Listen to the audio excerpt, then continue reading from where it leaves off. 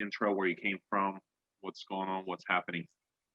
Sure. I'm out of Dallas, Texas. I'm the president of FFL Apex, one of Ivan's groups.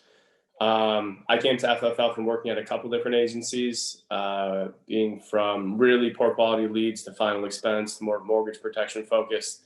And I came to FFL in April of 2019, and started to build pretty quick. I think last year I did a little over 600,000. This year, 885. Well, that's some video game numbers here.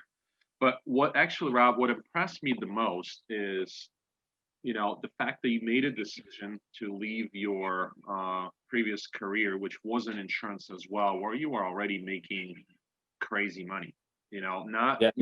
maybe not that crazy to FFL, but it was pretty crazy to me because I mean, like I don't see a lot of people actually leaving their careers one day making what was it 350,000 a year they were making at the Yeah, previous. give or take about 300, Wow, yeah, about that. that's Mhm. insane. So you went and you left that and you obviously start making way more than that. So which I'm pretty Yeah. sure you happy about. But talk to us a little bit about what for some of the people that still now with FFL that will be watching this video, what influenced your decision? What actually made you say, okay, I think this is, I'm already making 350, which is insane, right? But most people don't make that in the insurance industry. They're especially if they're outside of FFL. There's like Mhm. very few. But you're like, Mhm. oh, I think FFL is actually better than where I'm at now, and I think I can make more money.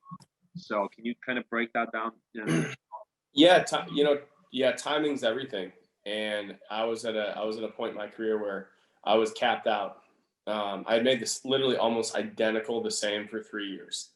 And then they changed their marketing platform from focusing on lead driven culture to doing more social security seminars, more advanced sales stuff. And I just wanted to do what I was good at. And I had an agent that worked for me that quit and then came to work for Family First Life. And that agent introduced me to Mark.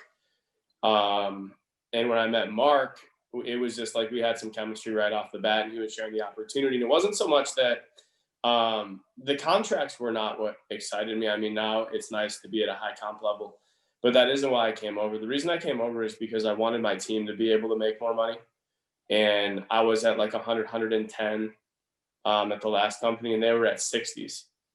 And they weren't able to grow, and they didn't have a lot of incentive to work really hard and do any more than 10, 15,000 a month in production because they just weren't making that much. So my thing was that if I could come over here and, I came over at a 110 and we did 150 our first month.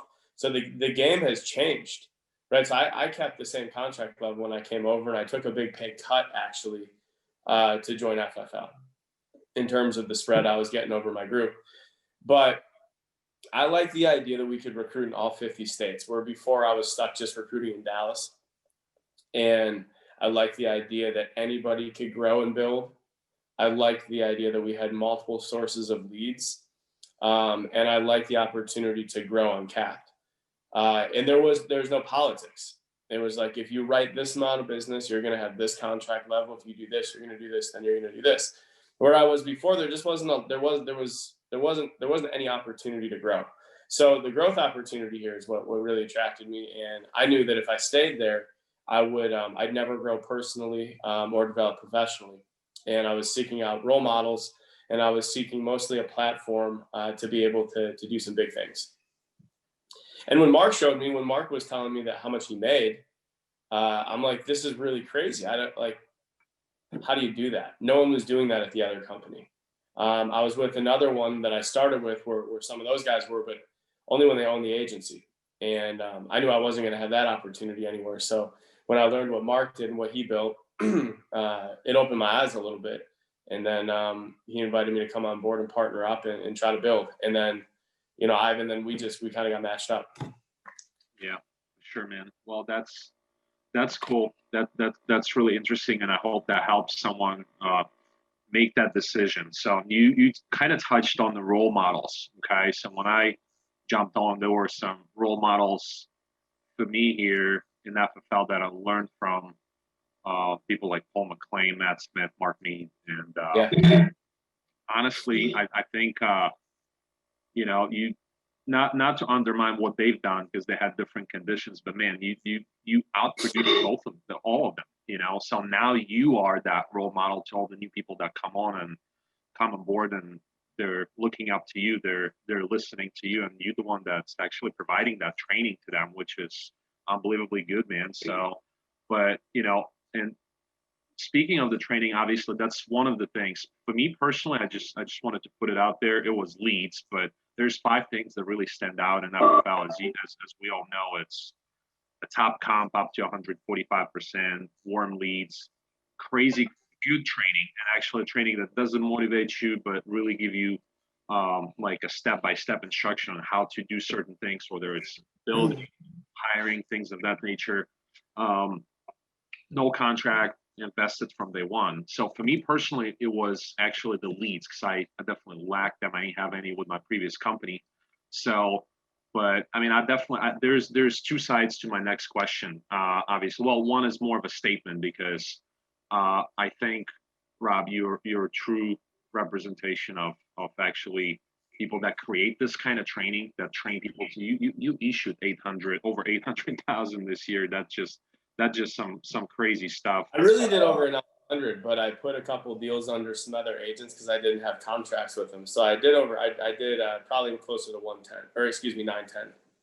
Yeah. So I mean, that's almost like $1 million right there. So, and as the more I talk to agents, new agents that come on board and really figure out what actually sold them, what actually got them to join us, and people point out different kind of things. Sometimes they say, you know what, the biggest thing is renewals from day one because that's what they were lacking. This, and the third, the basically, the different kind of things. I'm like, I never really thought about it. Actually, every little piece makes sense. And Family First Life put that all the pieces of the puzzle together so well that to allow people, to and agents, actually agents, to do crazy things. So, but what was you know, let's dive into some of that because I mean, I think you're one of the creator of this training. You go to events, you train, you record some of your own content. So, and some of the people would bring on this call, they either good at selling or at hiring, right? So I think with you, it's kind of both because you're building a massive team. You like outselling most of the people in the whole entire FFL. So, what would be your advice to people on this call and to some people that are thinking about FFL right now as to why do you think the sales side of it is so successful for FFL agents? I want to make sure I'm answering the question that you asked me. So are you asking me are you asking why do people at FFL sell so much? Correct, exactly. Like what you made 350, you probably sold a little more than that with your previous company. You came on board and you shoot like 900,000 in sales. No, dude, my best sales year was like a quarter million.